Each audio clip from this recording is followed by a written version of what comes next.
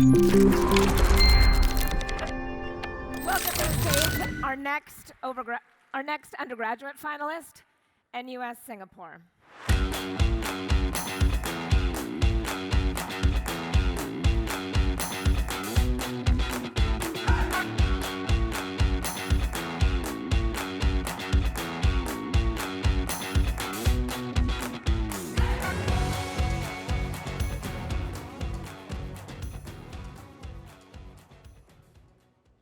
Good morning, everyone. How are we doing?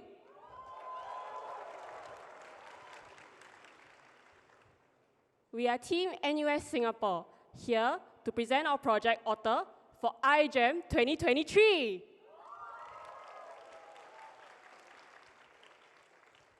My name is Shawina, and I'll be walking you through a brief introduction to RNA, as well as our overview of OTTER. So let's kick things off by acknowledging this year's Nobel Prize recipients in Physiology or Medicine, awarded to Dr. Kathleen Carrico and Dr. Drew Weissman for their mRNA vaccines. As you know, these mRNA vaccines were widely implemented, especially during the COVID-19 pandemic. But then you might be thinking, why RNAs? Well, the thing is, RNAs are actually pretty affordable if you think about it. Did you know that a Zika virus test case can cost as low as 99 cents? Yeah. Also, RNAs are also pretty versatile with many applications, such as sustainable manufacturing through bioproduction, disease diagnostics, targeted therapeutics, and even continuous monitoring in the environment. Through our human practices efforts with Dr. Jacqueline Valerie, who is currently a data scientist at Moderna, she has developed machine learning models for various synbio components such as Toehold switches. Well, she mentioned that she faced two key issues when working with RNAs. Firstly, RNAs are pretty costly to screen. And secondly, RNAs are actually very difficult to design because of how unpredictable they are. Well, that's where our project comes in, OTTER, which is short for Optimised Technique for Switch Engineering and Ranking. Yeah, we tried our best with the acronym. So OTTER is basically a combination of a high throughput data generation workflow as well as deep learning models. Actually, Laksh, could you tell us more about that? Right, certainly, Sharina. Sure, let us go through our model. Starting out with what we try to achieve. When we envisioned OTTER, we wanted something as straightforward as possible.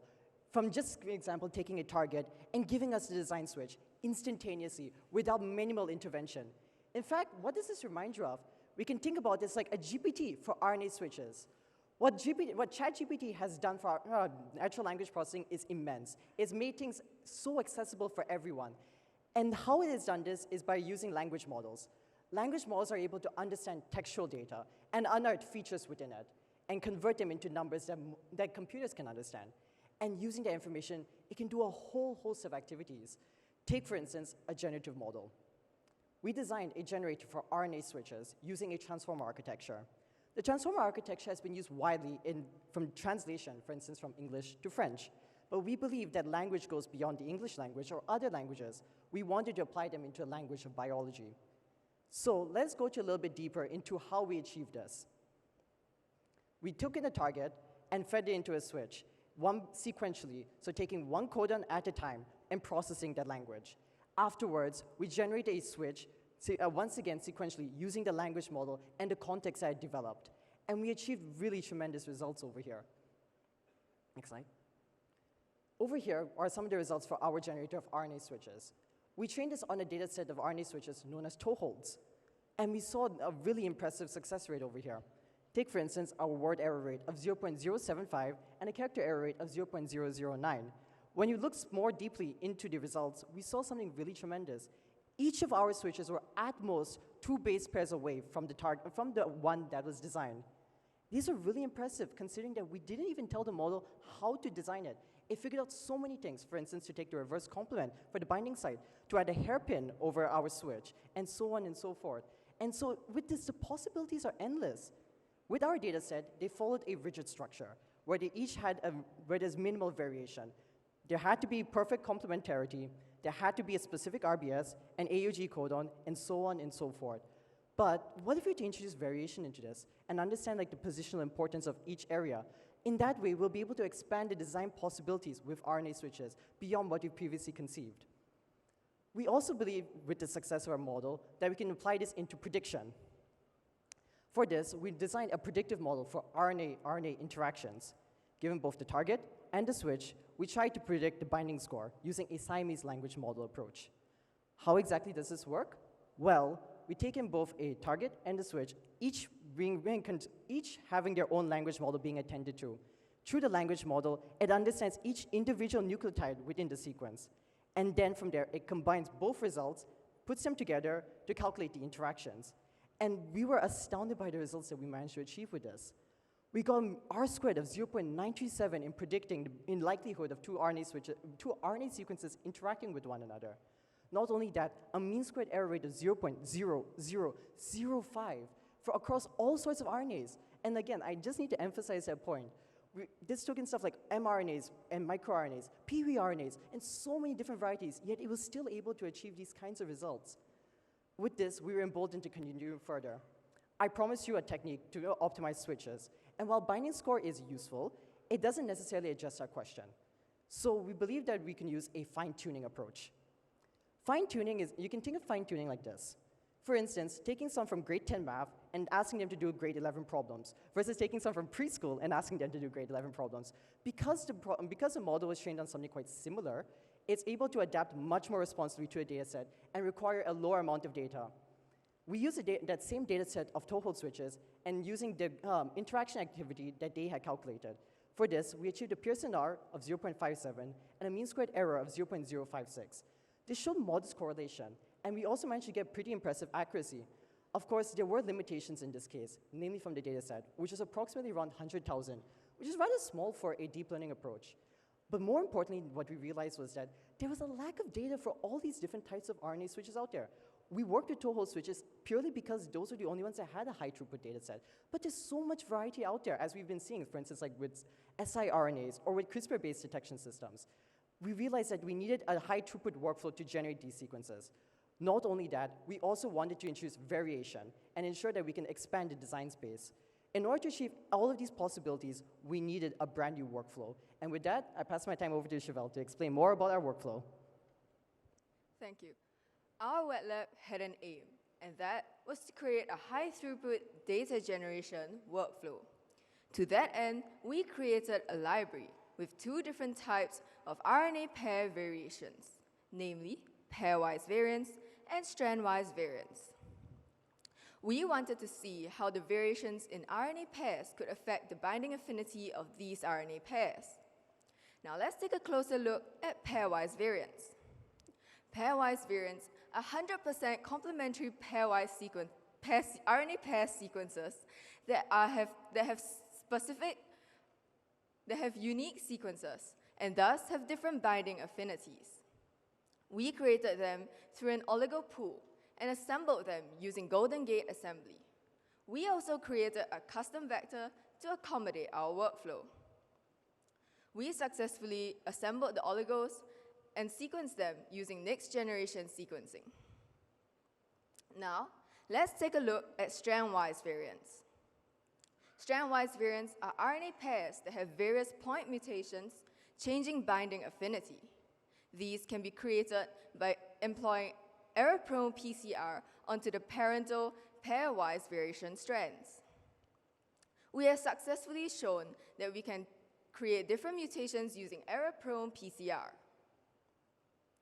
Now, in our workflow, we wanted to implement these different RNA strands into RNA switches. Why switches, you may ask? This is because RNA switches are a way to link the different binding affinities together with the GFP output, giving a visually observable fluorescence output. We can then take these RNA strands and the fluorescence outputs, put them into our model, and send it for training. Now, In order to screen and sort these vast number of switches, we needed something special. And that's where diametric selection came in. Nobody has done this before. Now, this diametric selection marker is composed of both positive and negative selection markers. For our positive selection marker, we chose ampicillin, while for our negative selection marker, we chose SEC-B. Now let's zoom in a little onto SEC-B and take a look at how it works. SEC-B works by converting the normal sucrose into the highly toxic levain. Now, we can see how we have characterized the SEC-B activity and levain's killing mechanism. From these, we can then sort and screen our switches to remove those that are undesirable, leaky, and non-functional. Now, let's pivot and take a look at our educational outreach programs.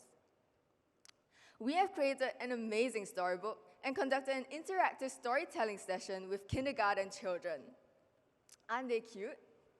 Together with Olive the otter and Baxter the bacteria, these kindergarten children were able to go on a journey with SynBio. We believe that we managed to spark an interest in SynBio within these children. No one is too young to start on SynBio. Now, we also looked to university students who had some background with SynBio. We created a game called Gene.io, based on the very popular IO game series. I'm sure you've heard of Agario or Slither.io.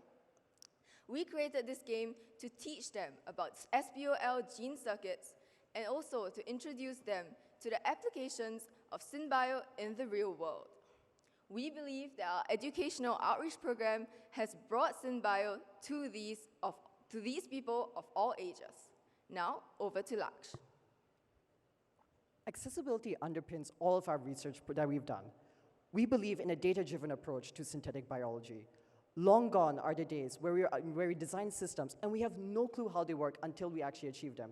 Now, we can achieve clarity in all sorts of different ways.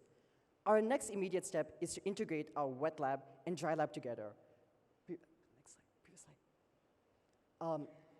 So what we talked about over here is all of our different wet lab workflows, such as diametric selection and pairwise variation. The next plan is to feed that into our model for prediction of all sorts of RNA switches. Now, I want to share a little bit about AI in synthetic biology. There's much more work that we have to, that we'll be capable of doing.